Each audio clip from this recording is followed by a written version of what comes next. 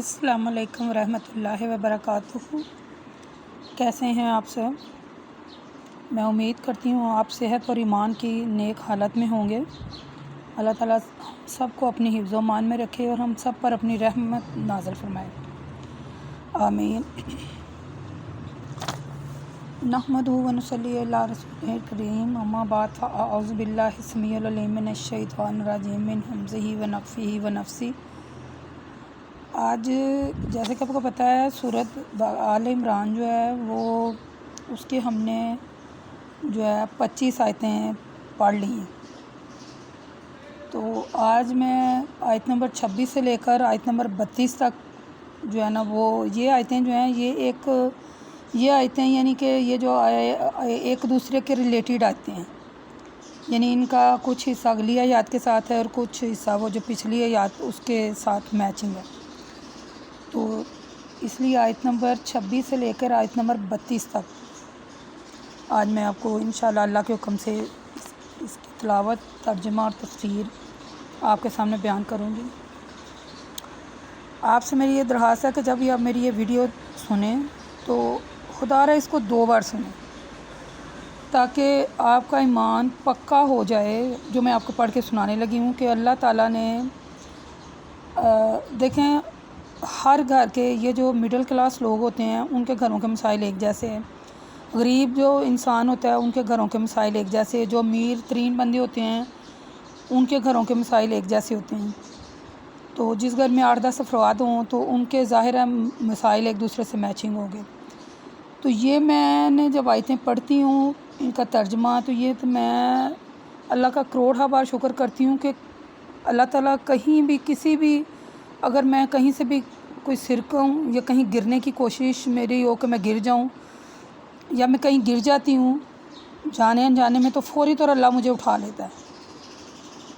یہ میں جب آیتوں کا ترجمہ پڑھتی ہوں تو خود یعنی وہ مجھے اللہ اٹھا لیتا ہے کہ یہ دیکھو ایسے ہے تو پھر ایسے ہی آپ کے اور میرے گھروں میں یعنی کہ یہ باتیں رونما ہوتی ہیں۔ تو یہ میں آپ کو پڑھ کر سنانے لگی ہوں، آپ یقین کریں گے جب آپ یہ پڑھ لیں گے اور سن لیں گے اور سمجھ لیں گے اس کو تو یقیناً آپ کو ایک سکون اور قرار محسوس ہوگا۔ مجھے تو بہت سکون ملا، میرے دل کو قرار آ گیا۔ یقیناً آپ کو بھی انشاءاللہ آپ کو بھی سکون ملے گا جب آپ یہ آیتیں سنیں گے۔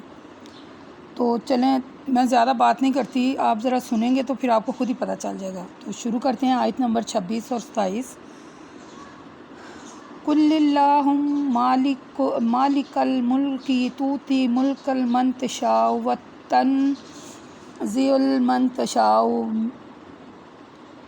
وتعز من تشاء وتذل من تشاء بیدک الخیر انک علی کل شیء قدیر تجلی اللیل فی النہار وتجلی النہار فی اللیل وتخرج الحی من المیت وتخرج المیت من الحی وترزق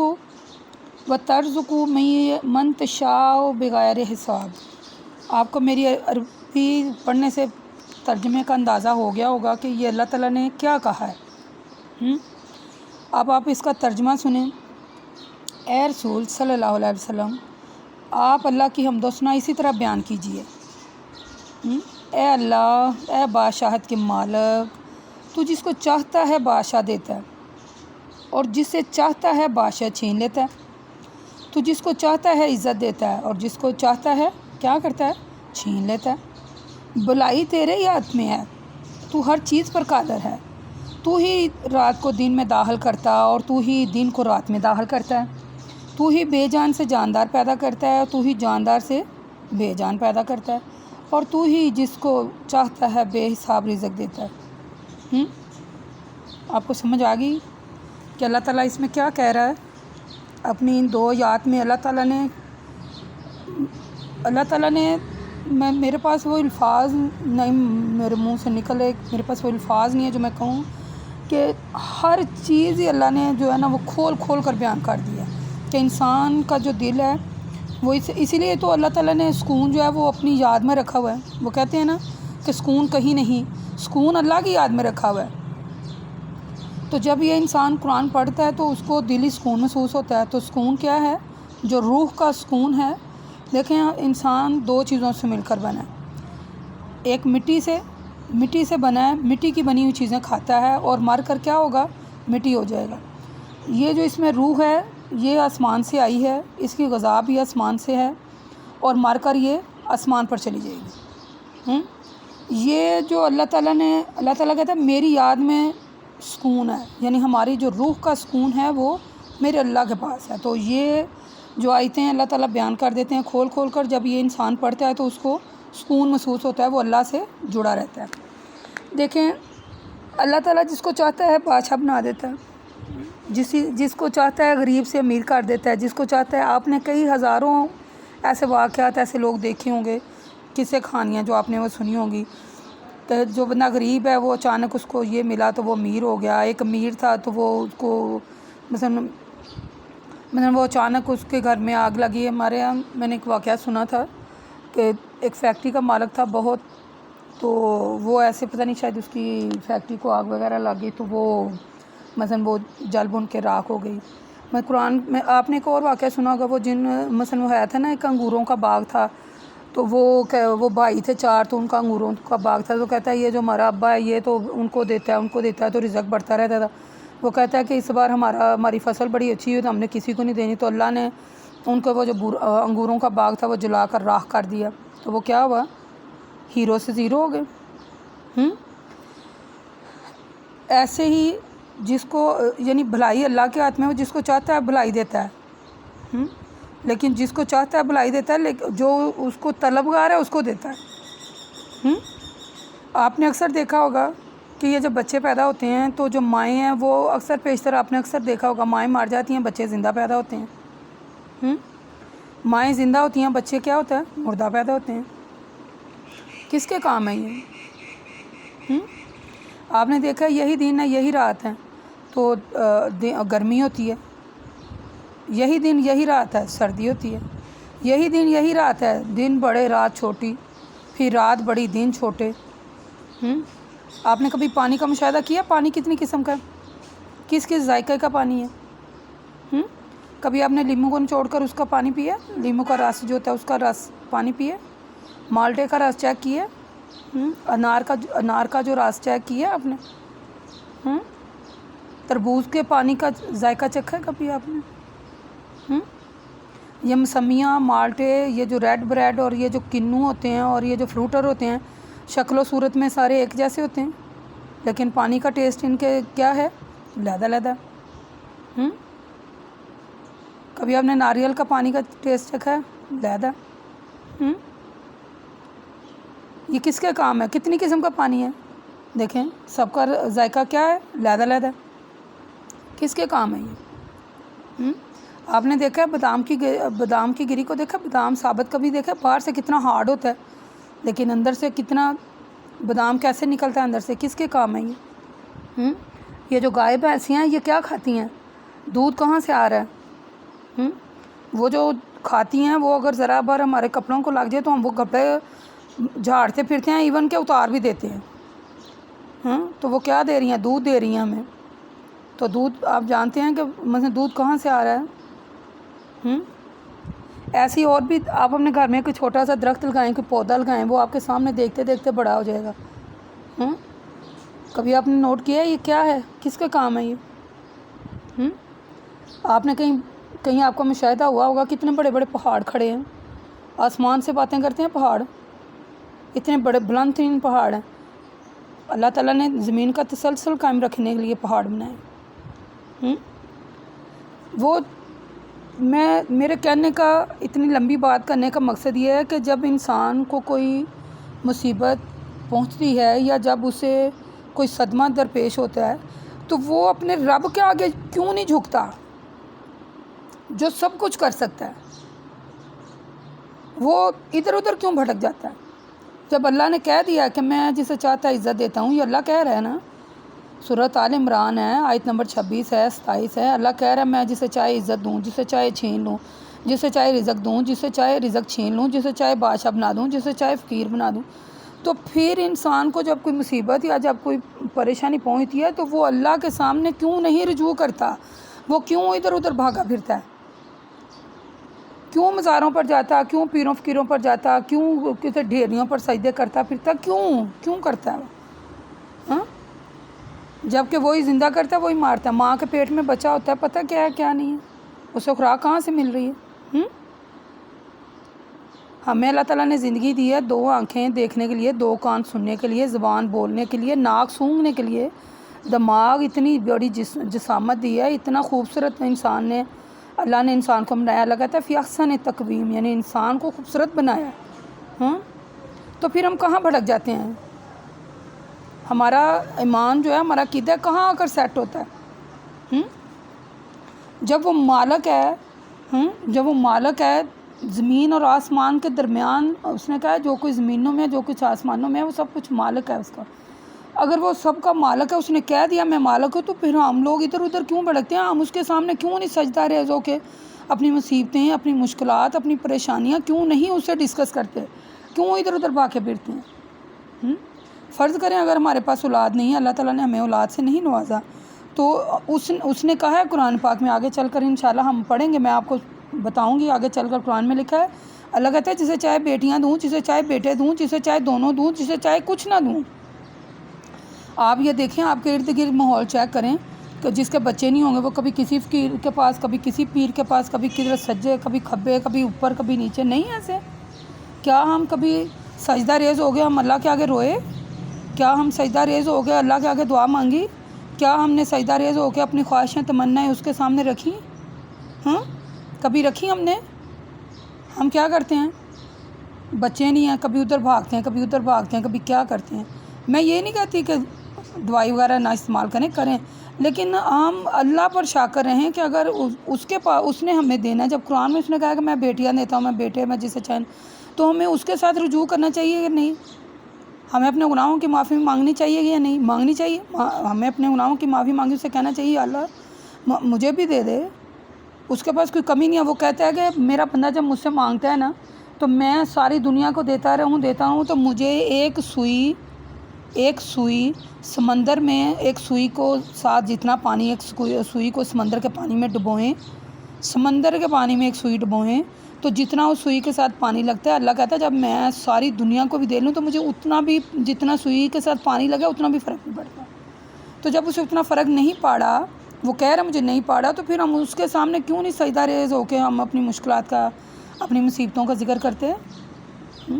میرا ایمان ہے کہ میں کہتی ہوں کہ بندے کی ایک جوتی کا تسمہ بھی ٹوٹ جائے تو وہ بھی وہ اللہ سے مانگے.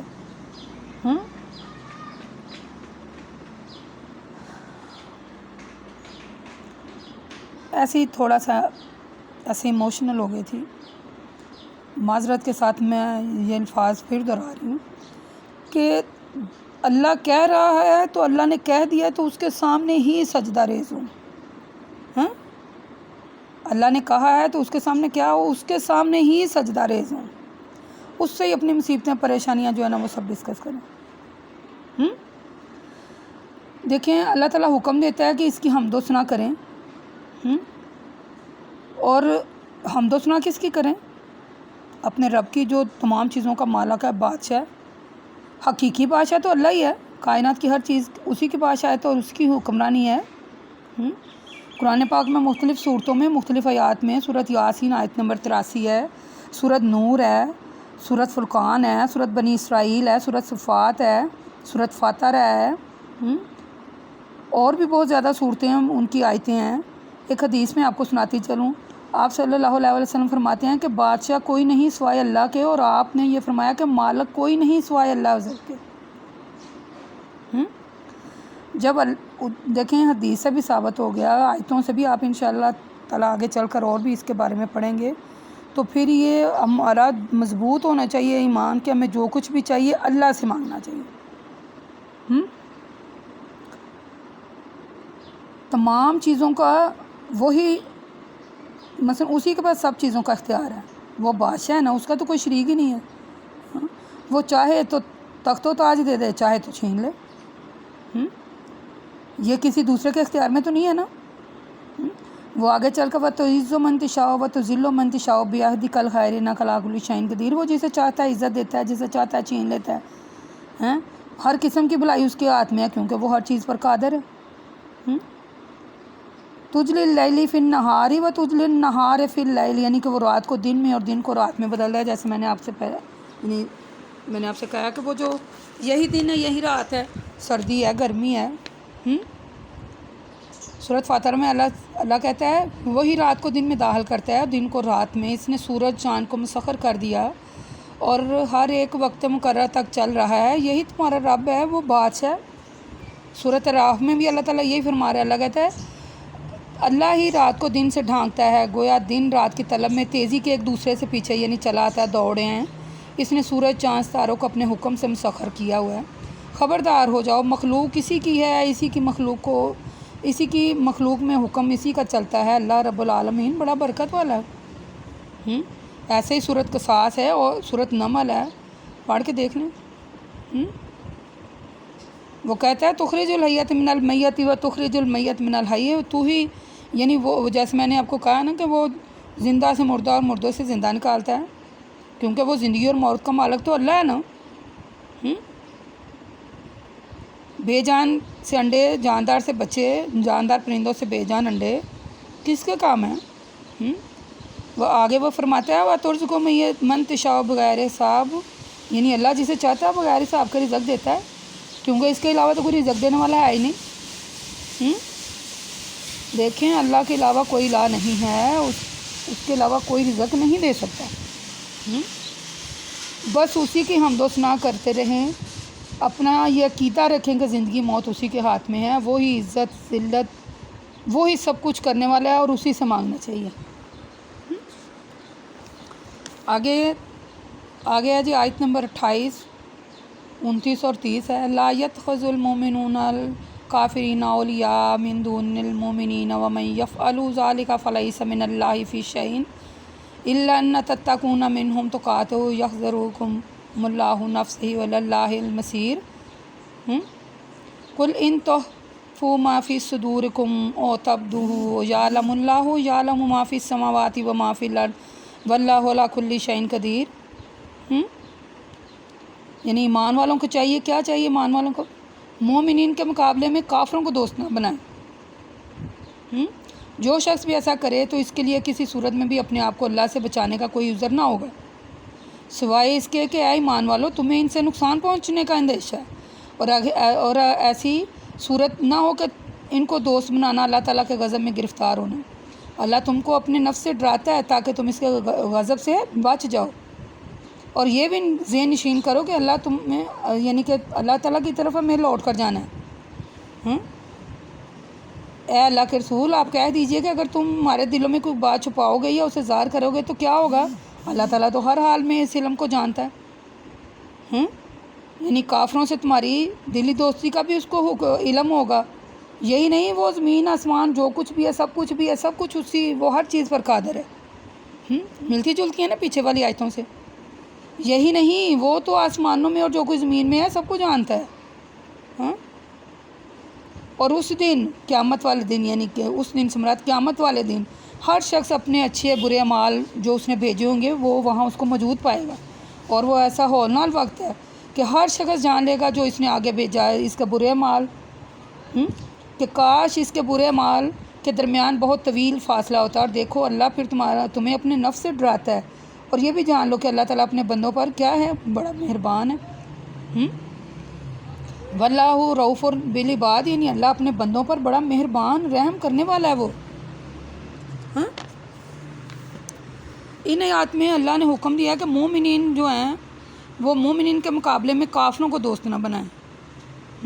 ان کے ساتھ قطعی یعنی کہ ایسا نہ کریں کہ ایمان قطعی منافی، یعنی اللہ تعالیٰ مومنوں کا دوست ہے. سورۃ بقرہ میں اللہ کہتا ہے نا اللہ ایمان والوں کا دوست ہے، اللہ کافروں کا دشمن ہے. تو کیسے ممکن ہے کہ کوئی شخص ایمان کا دعویٰ بھی کرے اور اللہ تعالیٰ کے دوستوں کے مقابلے میں اللہ کے دشمنوں کو دوست بنائے؟ سورۃ مجادلہ میں اللہ تعالیٰ فرماتا ہے رسول کی مخالفت کرتے ہیں اور ان کے باپ بیٹے بھائی اور خاندان کے لوگ ہی کیوں نہ ہوں.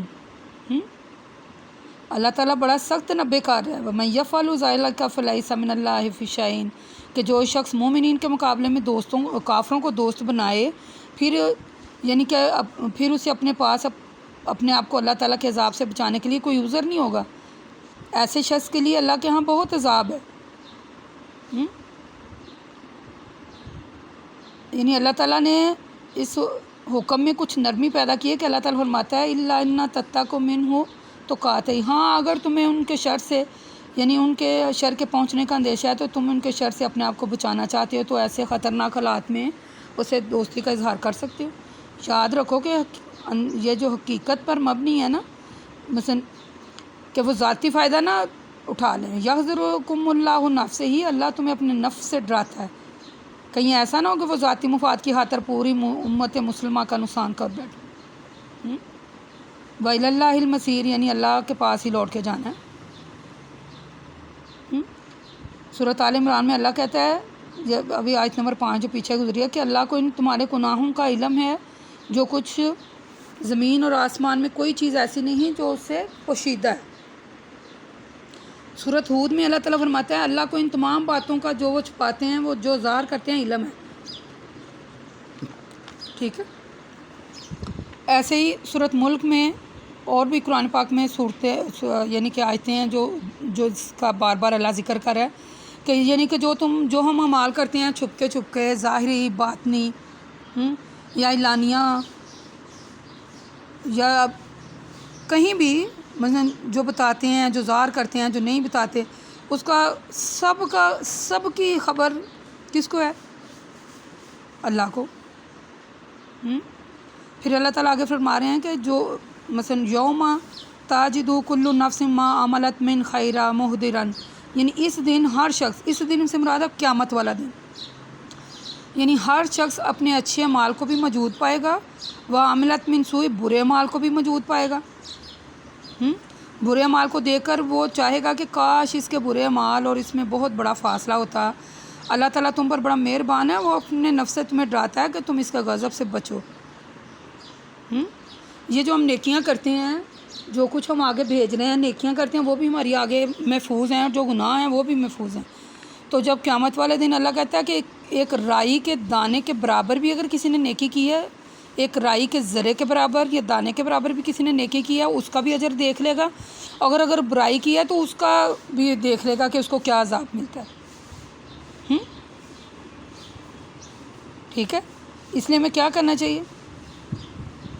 میں اس کے بارے میں آپ سے ایک اور یعنی کہ میں شیئر کرتی چلوں۔ آپ رسول صلی اللہ علیہ وسلم نے فرمایا، صحیح مسلم کی حدیث ہے، اللہ کی خیر خواہی، اس کی کتاب کی خیر خواہی، اس کے رسول کی خیر خواہی، مسلمین کے اماموں یعنی امیروں کی خیر خواہی اور عام مسلمین کی خیر خواہی ہے۔ یعنی اے ایمان والو، کافروں سے ہرگز دوستی نہ رکھیں۔ اللہ تعالیٰ جو ہے، اللہ تعالیٰ فرماتا ہے کہ تم ایسے کافروں کے ساتھ حسن سلوک اور انصاف کر سکتے ہو جو تم سے دین کے معاملے میں لڑیں۔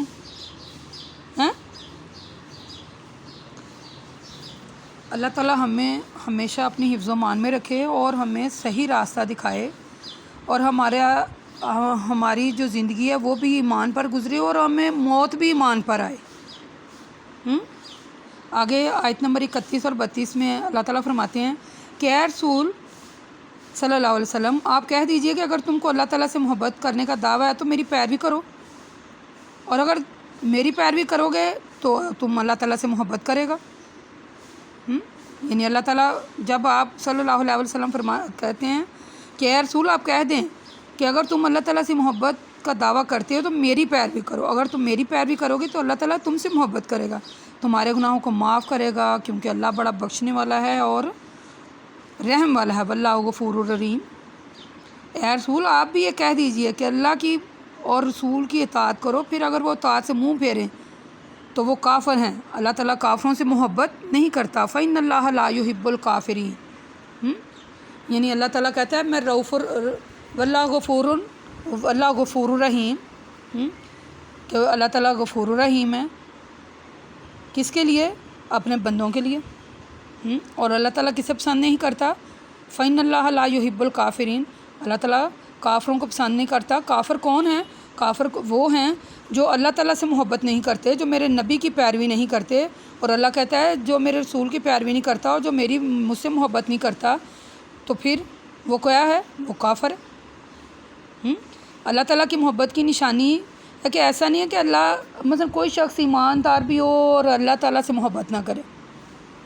سورۃ بقرہ ہم نے جیسے پڑھا کہ ایمان والوں کو تو سب سے زیادہ کس کی محبت عزیز ہوتی ہے؟ اللہ کی۔ اور زبانی اللہ کی جو ہے نا محبت کا دعویٰ، یہ کوئی دعویٰ شعویٰ نہیں ہے کہ زبانی تو ہم کہیں کہ ہم اللہ سے محبت کرتے ہیں، لیکن ہم عملاً یعنی ہمارے عمل سے ظاہر نہ ہو۔ جب تک کوئی شخص اللہ تعالیٰ کی محبت کے تقاضوں کو پورا نہیں کرتا، اس کا محبت کا دعویٰ کرنا تو کوئی حقیقت ہی نہیں رکھتا۔ اللہ تعالیٰ نے ان تمام تقاضوں کو صرف ایک لفظ اتباع میں سمو دیا ہے، یعنی جو شخص آپ صلی اللہ علیہ وسلم کی اتباع کرتا ہے، آپ کی سنت کی پیروی کرتا ہے اور اپنے دعویٰ محبت میں سچا ہے، اور جو ایسا نہیں کرتا اور جو یعنی کہ محبت نہیں کرتا، تو اللہ تعالیٰ کیا کہتے ہیں کہ وہ کیا ہے؟ جو اللہ سے محبت نہیں کرتا، آپ صلی اللہ علیہ وسلم کی پیروی نہیں کرتا، وہ کافر ہے۔ اللہ تعالیٰ قرآن پاک میں کہتا ہے کہ اگر تمہیں واقعی مجھ سے محبت ہے تو کیا کرو؟ فاتبعونی، میری اتباع کرو، میرے طریقے پر چلو، میری سنت کی پیروی کرو، میری سیرت کو نمونہ عمل بناؤ۔ آپ کو سمجھ آ گئی ہے؟ میں یہ بات دوبارہ دہرانے والی ہوں، دوبارہ ذرا غور سے سنیے گا کہ اللہ تعالیٰ کیا فرما رہا ہے۔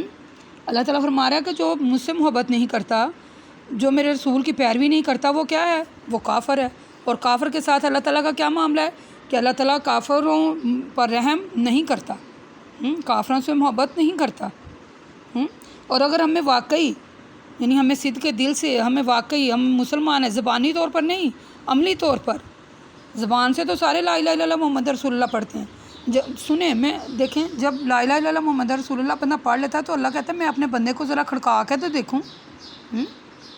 آپ نے کبھی دیکھا ہے کہ بچے کو جب آپ اسکول میں داخل کروا کے آتے ہیں، وہ پی جی میں یا نرسری میں داخل کرواتے ہیں، تو وہ جب بچہ بھی اسکول میں جاتا ہی ہے، پڑھنے کے لیے جاتا ہے، تو وہ اسے سنتے ہیں نا کہ آپ نے اسے کیا یاد کروایا، کوئی 10 تک گنتی، کوئی ABC، کچھ ورڈ سنتے ہیں نا، کہ اس نے اگلی کلاس میں جانے کے لیے پہلی کتاب کا پاس ہونا ضروری ہوتا ہے۔ اس میں سمجھ آئیے کہ اگلی کلاس میں جانے کے لیے پہلی کلاس کا پاس ہونا ضروری ہے۔ کلاس اس وقت پاس کریں گے جب ہم کتاب پڑھیں گے، کتاب اس وقت پڑھیں گے جب ہم خالی پڑھیں گے نہیں، اس پر عمل بھی کریں گے۔ جب آپ کتاب پڑھ کر پیپر میں کچھ لکھیں گے تو ہی اگلی کلاس میں جائیں گے۔ دیکھیں گے، میری بات یاد رکھیں، یہ ہمیں اللہ تعالیٰ نے بھیجا دنیا میں، ہمارے ساتھ ایک کتاب نازل کر دی، پھر ہمیں استاد دے دیا، پھر ہماری رہنمائی کے لیے پیغمبر اور نبی آتے رہے، اور ہمارا نبی جو تھا وہ آیا، اس نے ہمیں کہا کہ میں اللہ کا آخری نبی ہوں، تو تم میری پیروی کرو۔ قرآن میں ذکر ہے کہ ہمارے نبی نے یہ کہا، یعنی اس کی سنتوں کی پیروی کرنا۔ تو اگر ہم نے قرآن پاک جو ہمارے ساتھ کتاب آئی ہے، جو اس میں اللہ نے حکم دیا ہے وہ ہم کر رہے ہیں، اور جن کاموں سے منع کیا ہے وہ ہم نہیں کر رہے، تو جو ہمارا استاد ہمیں حکم دے رہا ہے وہ ہم کر رہے ہیں، تو ہم یقیناً کیا کریں گے؟ بولے، ہم یقیناً انشاءاللہ پاس ہو گئے تو ہم جنت میں جائیں گے۔ اور اگر ہم کتاب پر عمل نہیں کریں گے، اس کے حکم کو نہیں مانیں گے، تو پھر ہمارا ٹھکانہ کیا ہے؟ جہنم۔ جسٹ دو ہی کام ہیں، جنت اور جہنم۔ جنت ہمیں ملے گی کہ قرآن پاک پر عمل کریں گے، ہم اپنے استاد جو ہمارے نبی ہیں ان کی باتوں کی پیروی کریں گے، تو ہم کیا ہیں؟ جنتی۔ اور اگر ہم اس کے الٹ ہیں تو ہم کیا ہیں؟ دوست کی۔ اسی طرح اللہ تعالیٰ کی محبت کا دعویٰ اگر ہم کرتے ہیں تو واقعی اگر ہم اللہ کی دعوت کا یعنی کہ اس کی محبت کا دعویٰ کرتے ہیں، فاتبعونی، تو اللہ کہہ رہا ہے میری اتباع کرو، میرے طریقے پر چلو، میری سنتوں کی پیروی کرو، میری سیرت کو عمل نمونہ بناؤ، جیسے میں نے ابھی آپ کو وضاحت سے بتا دیا۔ اس آیت میں اللہ تعالیٰ نے حکم دے کر سنتوں کی پیروی کو تمام مومنین پر لازم کیا ہے۔ اب کسی بھی شخص کے لیے جائز نہیں ہے کہ وہ سنتوں کی پیروی نہ کرے، سنت ترک کرنے کو جائز سمجھے۔ ہر مومن پر اللہ تعالیٰ سے محبت کرنا فرض ہو گیا ہے۔ محبت شرط ہے ایمان کی۔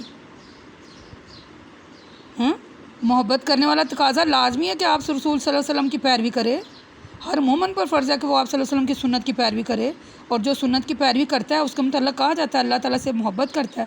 تو اللہ تعالیٰ سے محبت کرتا ہے تو وہ مومن ہے۔ دیکھیں سورۃ اعراف میں اللہ تعالیٰ فرماتے ہیں اور رسول کی پیروی کرو تاکہ تمہیں ہدایت ملے۔ اس آیت میں بھی اللہ تعالیٰ نے حکم دے کر اتباع رسول کو فرض کیا ہے۔ اب کوئی شخص بغیر اتباع رسول کی ہدایت تو پا نہیں سکتا۔ ٹھیک ہے، اس لیے ہمیں کیا کوشش کرنی چاہیے کہ اللہ تعالیٰ سے محبت کریں، اللہ اور اس کے رسول کی پیروی کریں، آپ اپنے رسول کی اتباع کریں، سنتوں پر عمل کریں اور عملی نمونہ عمل کریں، عمل یعنی عملی طور پر ہمیں کر کے دکھانا چاہیے، ٹھیک ہے۔ دیکھیں سنتوں کے بغیر اللہ تعالیٰ سے محبت کا دعویٰ صحیح نہیں اور نہ ہی کوئی ایمان ہے، نہ ہی یعنی کہ جو بندہ سنت ادا نہیں کرتا وہ اللہ سے محبت نہیں کرتا، اور نہ ہی کوئی اللہ تعالیٰ کا محبوب ولی بن سکتا ہے۔ سنت کے بغیر کوئی اللہ تعالیٰ کی رحمت کو حاصل نہیں کر سکتا، سنت کے بغیر کوئی ہدایت نہیں پا سکتا، نہ ہی صراط مستقیم پر پہنچ سکتا ہے، نہ ہی اس کی مغفرت کا وہ مستحق ہے۔ کلو آتی اللہ و رسولو، یعنی اے رسول آپ کہہ دیجئے کہ اللہ اور رسول کی اطاعت کرو، فَإِن تَوَلُّوا فَإِنَّ اللَّهَ لَا يُحِبُّ الْكَافِرِينَ، اور اگر تم اللہ اور اس کے رسول کی اطاعت سے منہ موڑو گے تو اللہ تعالیٰ ایسے کافروں سے محبت نہیں کرتا۔ دیکھیں ان آیت میں جو میں نے آپ کو پڑھ کر سنایا ہے، اللہ تعالیٰ نے رسول صلی اللہ علیہ وسلم کے احکام کو لازمی قرار دیا ہے، ان کو مانیں، ان کے اقوال اور احکام کی پیروی کریں، ٹھیک ہے۔ تو آپ مثلا میں اپنی جو بات کا اختتام ہے آپ کو میں نے بڑی وضاحت سے اور کھول کر ہر چیز بیان کر دی ہے، اور انشاءاللہ آگے بھی اسی سلسلے میں آپ قرآن پاک میں پڑھیں گے، اور میں انشاءاللہ آگے بھی چل کر آپ کو اور بھی اس کے بارے میں بتائیں گے۔ تو جو میں نے فی الحال یہ جو میں نے آپ کو آیت نمبر 26 سے لے کر 32 تک میں نے مثلا کھول کر آپ کو بیان کر رہی ہوں، اور آگے بھی انشاءاللہ کریں گے، اس کے بارے میں اور بھی آگے آیتیں آئیں گی۔ تو خدا را ہماری دعا ہے کہ اللہ پاک ہمیں یہ جو ہم پڑھ رہے ہیں اس پر عمل کرنے کی توفیق دے، اور ہمیں سچا اور پکا اپنے امتی کا پیروکار بنا دے، اور پیروکار اس کا بننا ہماری ضرورت ہے، ہماری مجبوری ہے۔ ہمیں جنت چاہیے، جنت میں جانے کے لیے ہمیں اللہ تعالیٰ کے حکم کی پیروی کرنا لازمی ہے، ٹھیک ہے۔ اور بحیثیت مسلمان ہونے کے ہم اللہ تعالیٰ کے سوا، آپ دیکھیں نکل جائیں، اللہ تعالیٰ کے حکم کو نہ مان کے دیکھ لیں کہ آپ کے ساتھ کیا بنتا ہے۔ آپ نے کبھی آسمان کا مشاہدہ کیا بغیر کسی ستون کے کھڑا ہے؟ زمین اللہ نے بچھائی ہے سونے کے لیے، آرام کرنے کے لیے، کتنی نشانیاں ہم کھول کھول کر بیان کر رہے ہیں۔ تو اگر ہم تب بھی نہ سمجھیں اور تب بھی ادھر ادھر بھاگیں، تو یہ بھی ایک شرک کا حساب ہے، یہ بھی ایک شرک ہی کریں گے اگر ہم مان نہیں رہے تو۔ وآخر دعوانا الحمد للہ رب العالمین، اقول قولی ھذا استغفر اللہ۔ اللہ تعالیٰ ہمارے گناہوں کو معاف کرے، اور اگر ہمارے پڑھنے میں سمجھانے میں کوئی غلطی کوتاہی ہو گئی ہے تو اللہ تعالیٰ ہمیں معاف کر دیں، آمین ثم آمین۔ السلام علیکم ورحمۃ اللہ وبرکاتہ۔